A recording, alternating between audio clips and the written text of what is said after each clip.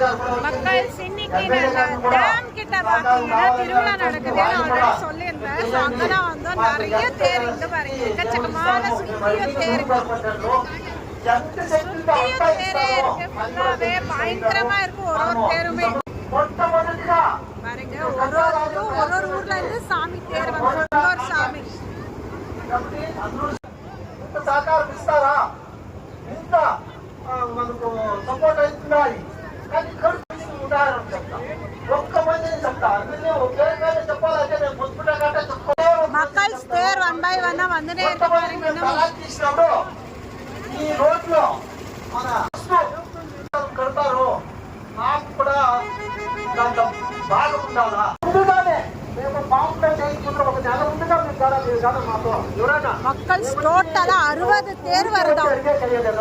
మీరు వచ్చి మాకు సమాచారం ఇస్తే మాకు ఇక్కడ ఇట్లా ఒక కార్యక్రమం చెయ్యాలా, எண்ணவே முடியாத 60 தேர் வரும். మేము ఆ సమయంలో మీకు ఇచ్చి మీకు సౌకర్యాలు చేసి நான் ஒசூருக்கு வந்து 10 வருஷத்துல இதுதான் ఫస్ట్ టైం பார்க்கறேன். దేవుని యొక్క ఆశీర్వాదానికి ఉపయోగం చేసుకోవడానికి మిమ్మల్ని అందరినీ యూజ్ చేసుకోవడానికి తయారుగా ఉంటాం. కాబట్టి పోలాట எத்தனை அம்மன், பாபா, சிவன், இந்த மாதிரி எக்கச்சக்கமான சுவாமிகள் இருக்காங்க. అనేట్లా ఎట్లా ఉంది ఆ కార్యక్రమాన్ని ముందుకుంది మన పరవాడ కలిసి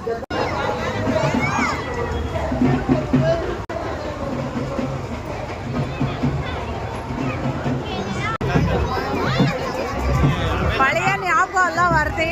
பட் பெங்களூர்ல இந்த மாதிரி எல்லாம் போனது கிடையாது. வேலூர்ல வந்து சித்திரை மாசம் தேர் வரும், சித்திரை திருவிழா. அப்போ வந்து கோட்டை ஃபுல்லாவே பார்த்தீங்கன்னா இருக்கிற ஊர் மொத்த ஊரோட, வேலூர்ல இருக்கிற மொத்த ஊரோடது தேருன்னு வரும். ஸோ அந்த ஞாபகம் எல்லாம் எனக்கு நிறைய வருது.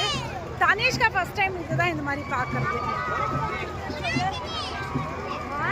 என்னப்பா சாப்பிட்றீங்க?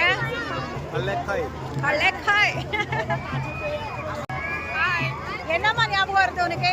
சின்ன வயசு ஞாபகம். இதுதான் சின்ன வயசு ஞாபகங்கள்ல. இப்போ எங்க பசங்களுக்கு இதெல்லாம் இன்ட்ரெஸ்டே இல்லை. என்னன்னா இப்போ போறதுக்கு கொஞ்சம் இன்ட்ரெஸ்டா இருக்கும். வாங்க பாருங்க மக்கள், இதுக்காக தான் எங்க பசங்க வந்திருக்காங்க.